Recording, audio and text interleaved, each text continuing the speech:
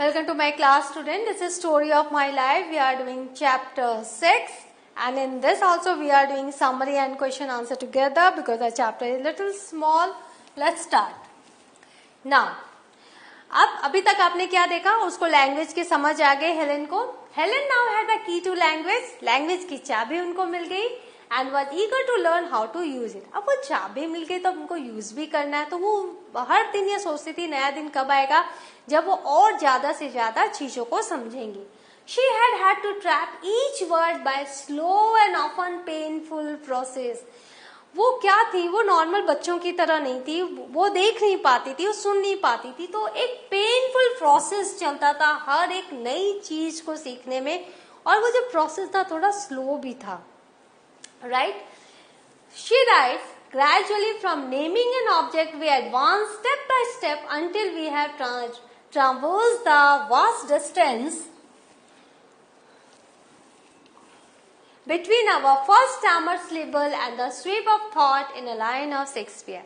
तो हेलेन क्या लिखती है कि धीरे धीरे मैंने क्या एडवांस, हमने क्या स्टेप लिया, स्टेप बाय स्टेप मैंने ट्रेवल किया उस डिस्टेंस को जो किसके बीच में था, between our first stammered syllable, जो वो पहला जो तो हकला के जो एक पहला सिलेबल लिया था, and the SVEEP of thought in a line of Shakespeare, और उनकी जो थॉट थी वो शेक्सपियर की लाइन से उन्होंने कैसे अपने थॉट को कनेक्ट करके वो लाइन बोली थी कि ये जो डिस्टेंस था वो डिस्टेंस कवर करना बहुत ही मुश्किल था, एक पेनफुल प्रोसेस था, और स्टेप बाय स्टेप स्लोली मैंने ये कवर किया इस डिस्टेंस को. No matter how one must struggle to acquire language, the result is always wonderful. वो लिखती है, हाँ मैंने बहुत स्ट्रगल किया, बहुत मुझे तकलीफ हुई, ये जो स्ट्रगल था लैंग्वेज को पाने का, एक्वायर करने का, लेकिन इसका जो रिजल्ट था वो वंडरफुल था.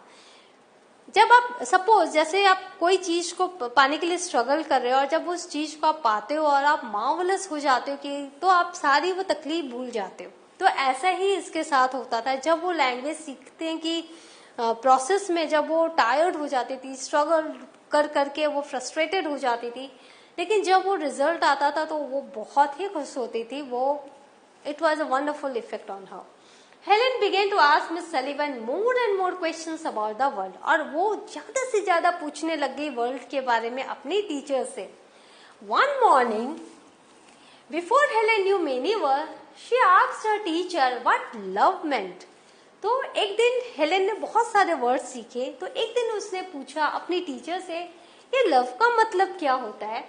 Miss Sullivan tried to explain, signing I love Helen onto Helen's palm.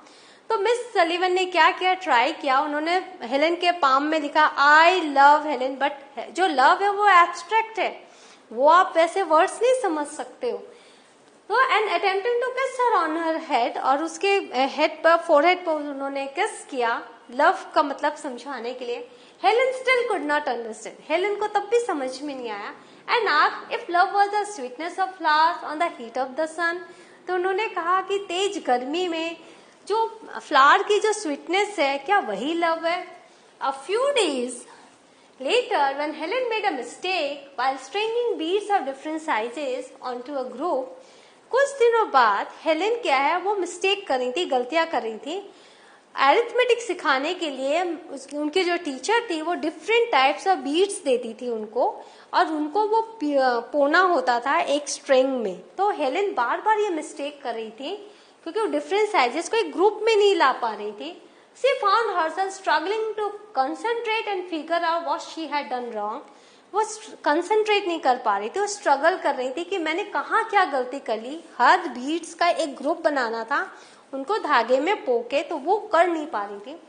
Miss Sullivan pointed to Helen's forehead. तो मिस सलीवन ने हेलेन के फोरहेड पे पॉइंट किया and sign the word think into her palm, और उन्होंने उनके palm में लिखा वर्ड थिंक, यानी उन्होंने उनके फोरहेड पे पॉइंट करके जो थिंक उनके पाम में लिखा. And Miss Sullivan pointed to Helen's forehead. Miss Sullivan ने हेलेन के फोरहेड पे पॉइंट किया, उंगली से पॉइंट किया, and sign the word think into her palm, उनके पाम में द वर्ड थिंक लिख दिया. And suddenly Helen had a name for the process which was going on in her head. और उस दिन हेलेन को वो एक नाम मिला उस प्रोसेस का जो उसके दिमाग में चल रहा था। That is she was thinking कि मैं कैसे ठीक करूं, और वो उस प्रोसेस को भी एक नाम है, ये उनको उस दिन पता चला। Excited by the new connection, उनके लिए तो और एक नया कनेक्शन जुड़ गया। She was very excited. Helen asked if this feeling was love again, तो उन्होंने फिर पूछा क्या यही लव है, but that was thinking. Annie tried to explain the ineffable nature of love. जो एनी है, जो उनकी टीचर है, वो ट्राई कर रही थी कि उनको लव कैसे मैं समझाऊं। And suddenly Helen understood the invisible line stretch between, और उसी समय अचानक से उनको, हेलेन को ये अंडरस्टैंडिंग आ गई, the invisible line stretch between her own spirit and the spirit of others. उसी दिन उन्होंने समझ लिया कि वे जो मेरी स्पिरिट है और जो दूसरों की स्पिरिट है, उनके बीच का कनेक्शन क्या है, एंड दिस इज लव।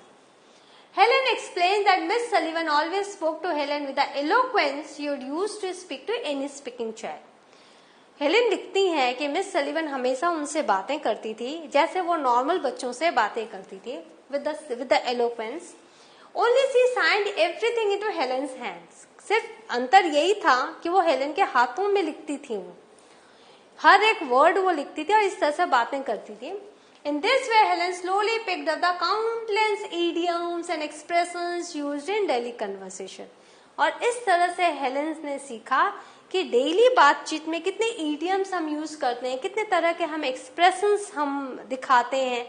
तो चूंकि उनके हैंड्स में लिख लिख के ये बातें होती थी, तो उन्होंने ये सारी चीजें सीख ली। Miss Sullivan repeated conversations to Helen verbatim to give her the tools to engage in the art of conversation.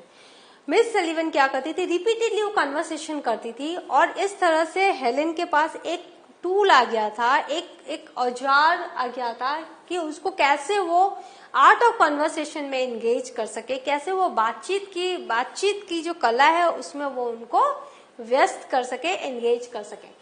But it took Helen many years to work up the confidence that she was from distinguishing tone of voice and facial expression. लेकिन Helen को बहुत साल लगे, क्योंकि उनका जो facial expressions different था, उनका जो टोन था वो डिफरेंट था। The things which make up the very soul of what one is saying at any given time. तो वो जो कहती थी उसके मीनिंग को लाने में, समझाने में उनको बहुत समय लगा, क्योंकि वो बहुत पेनफुल प्रोसेस से वो ये सब सीखती थी। नाउ एनालिसिस कर लेते हैं।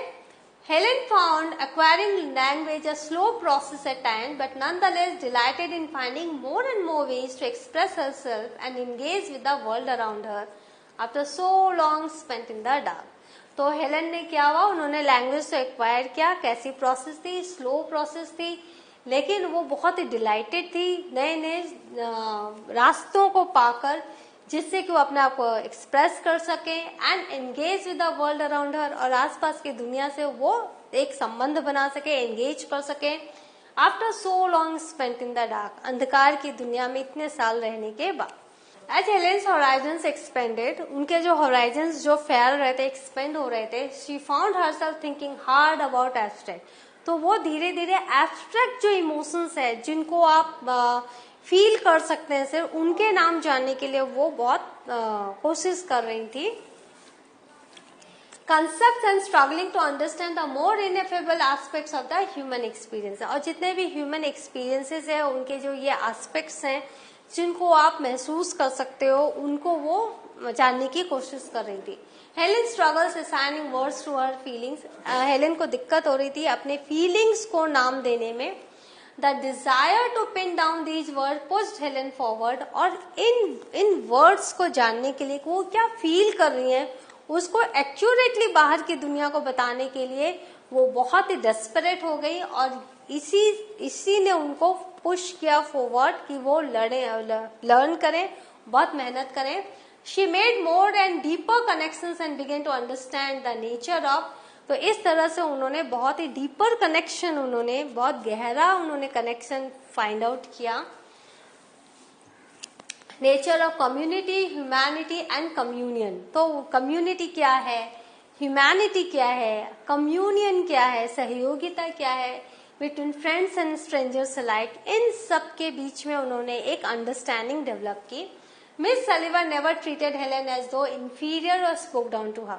मिस सलीवन ने कभी भी उनको इंफीरियर की तरह ट्रीट नहीं किया और न ही उनसे कभी स्पेशल वे में बात की। And it is because of this Helen was able to acquire language, और यही कारण था जो हेलेन है उनको लैंग्वेज की समझ हुई and a sense of what words express so skilfully, और उनको ये पता चला कि एक वर्ड है कितने अच्छे से फीलिंग्स को वो बता सकता है। Though the process took many years, Helen soon gathered up the self-confidence to express herself to those around her. हालांकि ये प्रोसेस थोड़ा लंबा था, बहुत साल लगे, लेकिन हेलेन ने वो सेल्फ कॉन्फिडेंस गैदर कर लिया जिससे वो खुद को एक्सप्रेस कर सके अपने आसपास के लोगों के सामने। क्वेश्चन आंसर देख लेते हैं। Why did Helen not question her teacher when introduced to a new thing? तो जब हेलेन के पास नई चीज आती थी तो वो क्यों क्वेश्चन नहीं करती थी? Helen never question her teacher as her ideas were vague and her vocabulary was inadequate. वो क्वेश्चन इसलिए नहीं कर पाती थी क्योंकि उनके जो आइडियाज थे वो क्लियर नहीं थे, वेग थे, और उनके पास शब्द नहीं थे कि वो अपने फीलिंग्स को बता सके, उतने ज्यादा शब्द नहीं थे। Why did Helen find it difficult to understand the meaning of the word love? तो लव का मीनिंग समझने में उनको क्यों दिक्कत हुई? Helen found it difficult to comprehend the meaning of the word love because she understood the things that she could either smell or touch. क्योंकि वो वही चीजों को समझ पाती थी जिनको वो छू पाती थी या जिनको वो स्मेल कर पाती थी। She had no understanding of abstract ideas, और लव, थिंकिंग, ये सब जो थे वो एब्स्ट्रैक्ट आइडियाज थे, तो वो उनको वो नहीं समझ पा रही थी। How did Helen realize the meaning of the word think? Think को उन्होंने कैसे समझा? As Helen tried to string beads of different sizes as symmetrical groups of 2 large beads, followed by 3 smaller ones. तो उनको एक काम दिया गया था, एक्टिविटी दी थी मिस सलीवन ने कि एक ऑर्डर में आपको 2 लार्ज बीड्स और उसके बाद 3 छोटे बीड्स इस तरह से आपको पिरोने हैं। She kept on making mistakes, लेकिन वो मिस्टेक्स कर रही थी, but was patiently guided by her teacher. लेकिन उनकी जो टीचर थी वो बहुत धैर्य से उनको गाइड कर रही थी। Her teacher pointed at her forehead. उनकी टीचर ने उनके forehead पे पॉइंट किया and spelled the word think on her palm. उनके हाथों में, पाम में उन्होंने think word लिख दिया। That is when she realized what it meant. और उस दिन उनको रियलाइज हुआ कि ये जो प्रोसेस उनके दिमाग के अंदर चल रहा है उसका भी एक नाम है, that is called thinking. What according to Helen was love? Helen के लिए love क्या था? Helen understood love to be a feeling that like invisible line that bound her spirit to those of others. तो वो एक ऐसी invisible lines थी, love वो ऐसे invisible lines है जो दूसरों के साथ उसकी एक बॉन्डिंग को क्रिएट कर रही थी। How did Miss Sullivan converse with Helen? तो Miss Sullivan हेलन के साथ कैसे बातें करती थी? Miss Sullivan spelled sentences onto Helen's hand. वो हेलन के हैंड में sentences लिखती थी। Instead of speaking them, वो बोलने के बजाय वो लिखती थी उनके हाथों में पूरा का पूरा sentence. Helen would repeat verbatim what she spelled on her hands, और उनको वो रिपीट करना पड़ता था हेलन को जो उन्होंने लिखा है। Whenever Helen would be at a loss of words to express herself, जब भी हेलन को वर्ड्स नहीं मिलते थे अपने आप को एक्सप्रेस करने के लिए, Miss Sullivan would prompt her, Miss Sullivan उनकी हेल्प करती थी, supplying her with the necessary words and idioms, और उनको वो नेसेसरी वर्ड्स और इडियम्स देती थी जिससे वो अपनी फीलिंग्स को एक्सप्रेस कर सके। She taught Helen how she could take part in a conversation like a person with normal hearing, और उन्होंने हेलन को इस लायक बनाया, इतना कॉन्फिडेंस दिया कि वो नॉर्मल हियरिंग पीपल के साथ वो पूरा का पूरा कन्वर्सेशन कर सके। So what have we learned? We have learned summary, question answer, analysis of the chapter. So in the next session I will be with a new chapter. Till then, have a good revision of this chapter. Thank you.